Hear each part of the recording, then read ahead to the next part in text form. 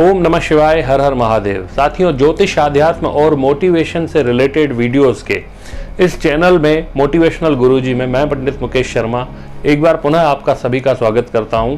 साथियों, अगर अभी तक आपने मेरा ये चैनल सब्सक्राइब नहीं किया है तो चैनल को सब्सक्राइब कर लें और साथ ही बेल आइकन को भी प्रेस कर लें ताकि इसी तरह के रोचक जानकारियों भरे वीडियो मैं आप लोगों तक आसानी से पहुंचा पाऊं। आज का विषय है कि मरने के बाद क्या होता है।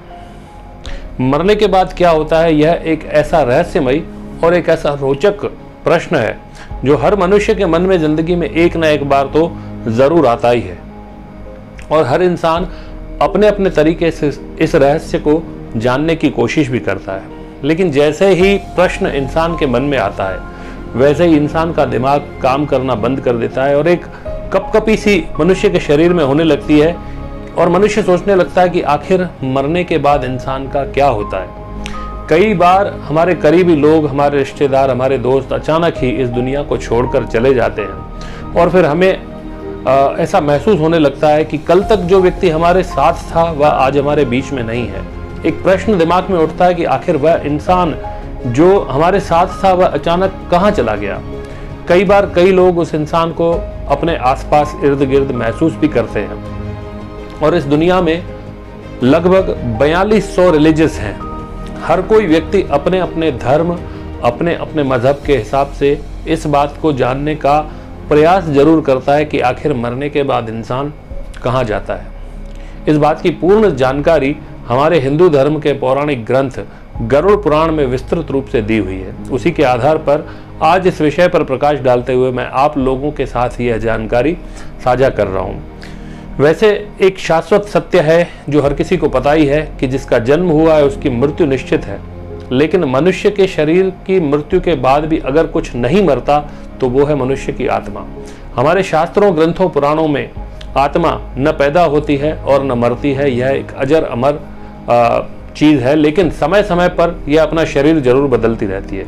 इस सत्य को स्वीकार कर पाना सरल नहीं हो पाता जब हमारा कोई हमसे बिछड़ जाता है और मरकर हमसे दूर चला जाता है और आखिर इंसान यही सोचता है कि कल तक जो व्यक्ति हमारे साथ था वह अचानक कहाँ चला गया। इस प्रश्न का उत्तर जानने का पूरा प्रयास करते हैं हमारे धार्मिक ग्रंथ गरुड़ पुराण के अनुसार। जब मनुष्य की मृत्यु होती है तो उसको लेने के लिए, उसकी आत्मा को लेने के लिए, उसका प्राण हरण करने के लिए दो यमदूत प्रकट होते हैं। वो इतने भयंकर और इतने भयानक होते हैं कि जिनको देखने मात्र से ही कई मनुष्य मल मूत्र निष्कासित हो जाते हैं उनके, और इन दूतों के दर्शन से कई मनुष्यों के मुंह से लार बहने लगती है और शरीर में कपकपी होने लगती है।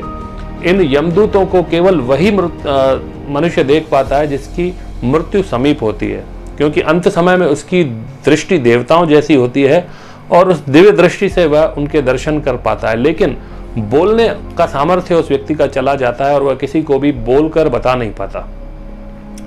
जब जो प्राणी धर्महीन होता है, पापात्मा होता है, उसके जब प्राण निकलते हैं तो उसे 100 बिच्छुओं के काटने जैसी पीड़ा का अनुभव होता है। ऐसे प्राणियों के प्राण मूत्र और मल त्याग करने के स्थानों से ही निकलते हैं। लेकिन यदि मनुष्य धर्मात्मा और पुण्यात्मा होता है तो ऐसे व्यक्तियों के प्राण दोनों कानों, दोनों आंखों, दोनों नाक अथवा मुख द्वारा उस व्यक्ति के प्राण निकलते हैं और उसे किसी भी प्रकार के कष्ट का अनुभव नहीं होता।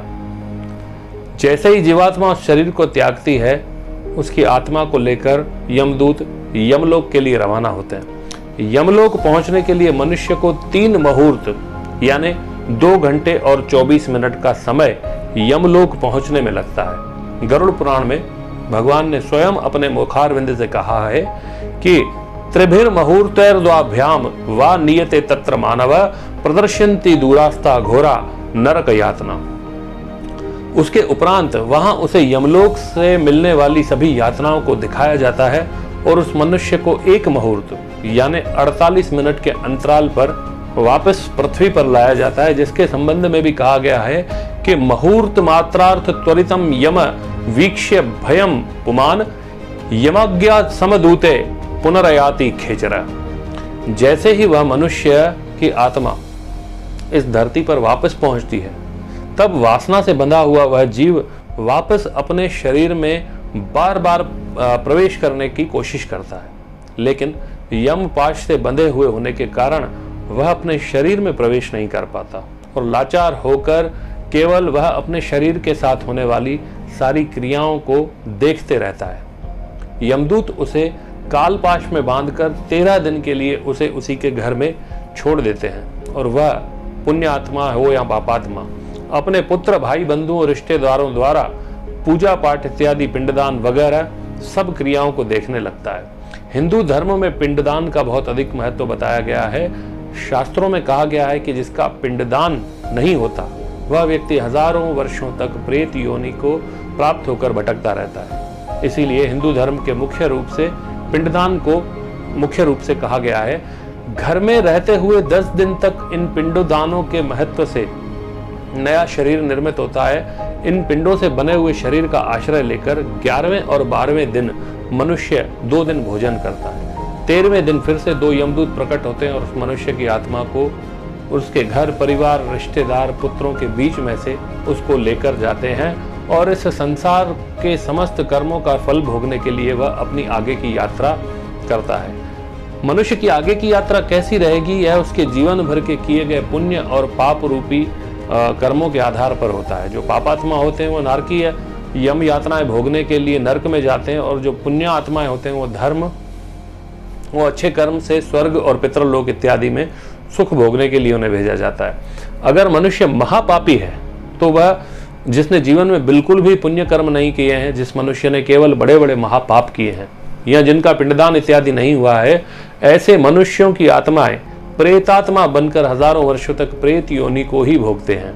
प्रत्येक मनुष्य की जीवात्मा अपने अपने कर्म फलानुसार उसके उपरांत जब वो जन्म लेकर आते हैं तो जो नरक से आते हैं वह कीट पतंग, सर्प, मगरमच्छ इत्यादि 84 लाख योनियां भोगकर फिर मनुष्य जन्म को प्राप्त करते हैं। नरक से आए हुए प्राणी फिर इस जन्म में कोढ़ी, दरिद्री, लाचार होकर और इस प्रकार की योनियों को इस प्रकार के मनुष्य बनते हैं और उसके बाद जो स्वर्ग से मनुष्य लौटकर आते हैं वे धर्मात्मा, पुण्यात्मा, धनवान और चतुर होकर उच्च कुल में मनुष्य योनि को प्राप्त होते हैं। लाखों करोड़ों में से कोई एक मनुष्य जन्म पाकर केवल ईश्वर की आराधना के लिए यत्न करता है और उसको ईश्वर मोक्ष प्रदान करते हैं। तो इस प्रकार से साथियों, प्रत्येक मनुष्य अपने अपने कर्मानुसार बार बार जन्म को प्राप्त होता है, फिर नए कर्म करता है और फिर उसकी मृत्यु होती है।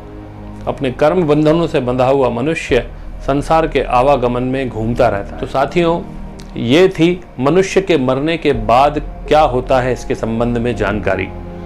अगर आपके मन में भी कोई जिज्ञासा हो, कोई प्रश्न हो, तो आप कमेंट बॉक्स में प्रश्न पूछ सकते हैं और अपनी जिज्ञासा की शांति प्राप्त कर सकते हैं। साथियों, अगर अभी तक चैनल सब्सक्राइब नहीं किया तो सब्सक्राइब करें। वीडियो पसंद आया हो, जानकारी अच्छी लगी हो तो लाइक करें और आगे भी शेयर करें ताकि ये जानकारी सभी को प्राप्त हो सके। ओम नमः शिवाय। हर हर महादेव।